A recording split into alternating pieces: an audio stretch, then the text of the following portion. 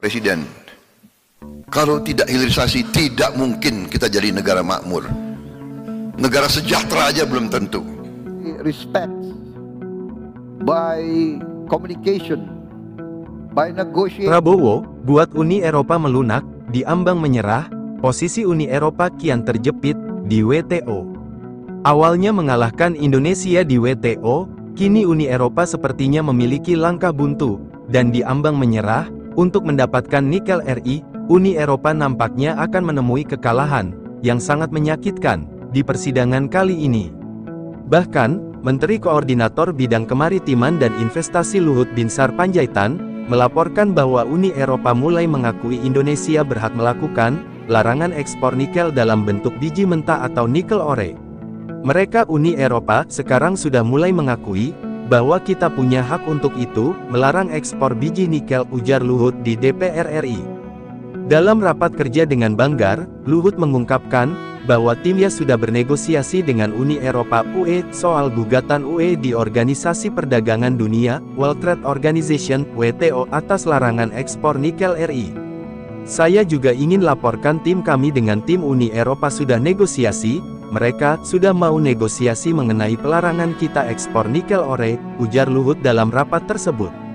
Selain mulai memahami bahwa pelarangan ekspor biji nikel merupakan hak Indonesia, Luhut juga mengatakan bahwa tim Uni Eropa meminta Indonesia tidak melarang ekspor turunan nikel, seperti ekspor prekursor.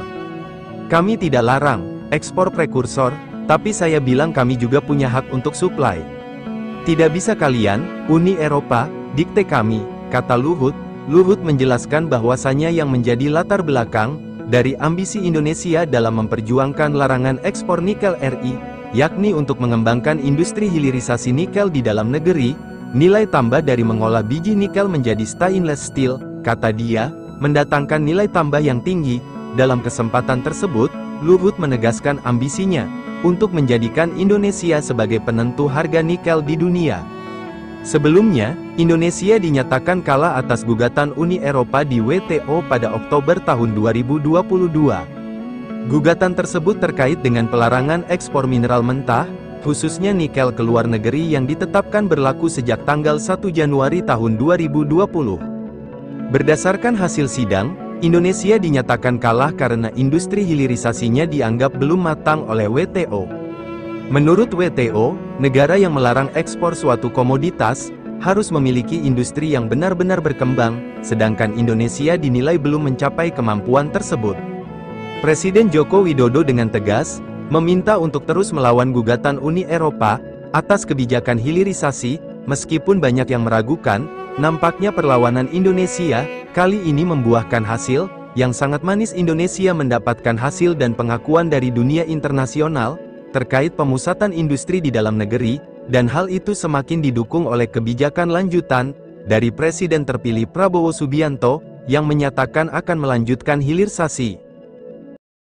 Artinya memiliki langkah buntu dan diambang menyerah untuk mendapatkan nikel RI. Uni Eropa nampaknya akan menemui kekalahan yang sangat menyakitkan di persidangan kali ini. Bahkan, Menteri Koordinator Bidang Kemaritiman dan Investasi Luhut Binsar Panjaitan melaporkan bahwa Uni Eropa mulai mengakui Indonesia berhak melakukan larangan ekspor nikel dalam bentuk biji mentah atau nikel ore. Mereka Uni Eropa sekarang sudah mulai mengakui bahwa kita punya hak untuk itu, melarang ekspor biji nikel, ujar Luhut di DPR RI. Dalam rapat kerja dengan Banggar, Luhut mengungkapkan bahwa timnya sudah bernegosiasi dengan Uni Eropa (UE) soal gugatan UE di Organisasi Perdagangan Dunia (World Trade Organization, WTO) atas larangan ekspor nikel RI. Saya juga ingin laporkan tim kami dengan tim Uni Eropa sudah negosiasi. Mereka sudah mau negosiasi mengenai pelarangan kita ekspor nikel ore, ujar Luhut dalam rapat tersebut. Selain mulai memahami bahwa pelarangan ekspor biji nikel merupakan hak Indonesia, Luhut juga mengatakan bahwa tim Uni Eropa meminta Indonesia tidak melarang ekspor turunan nikel, seperti ekspor prekursor. Kami tidak larang ekspor prekursor, tapi saya bilang kami juga punya hak untuk suplai. Tidak bisa kalian, Uni Eropa, dikte kami, kata Luhut. Luhut menjelaskan bahwasanya yang menjadi latar belakang dari ambisi Indonesia dalam memperjuangkan larangan ekspor nikel RI, yakni untuk mengembangkan industri hilirisasi nikel di dalam negeri, nilai tambah dari mengolah biji nikel menjadi stainless steel, kata dia, mendatangkan nilai tambah yang tinggi. Dalam kesempatan tersebut, Luhut menegaskan ambisinya untuk menjadikan Indonesia sebagai penentu harga nikel di dunia.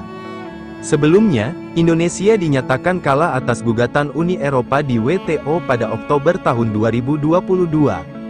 Gugatan tersebut terkait dengan pelarangan ekspor mineral mentah, khususnya nikel ke luar negeri yang ditetapkan berlaku sejak tanggal 1 Januari tahun 2020. Berdasarkan hasil sidang, Indonesia dinyatakan kalah karena industri hilirisasinya dianggap belum matang oleh WTO.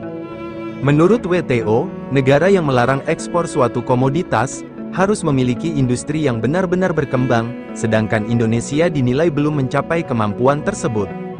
Presiden Joko Widodo dengan tegas meminta untuk terus melawan gugatan Uni Eropa atas kebijakan hilirisasi. Meskipun banyak yang meragukan, nampaknya perlawanan Indonesia kali ini membuahkan hasil yang sangat manis. Indonesia mendapatkan hasil dan pengakuan dari dunia internasional terkait pemusatan industri di dalam negeri, dan hal itu semakin didukung oleh kebijakan lanjutan dari Presiden terpilih Prabowo Subianto yang menyatakan akan melanjutkan hilirisasi.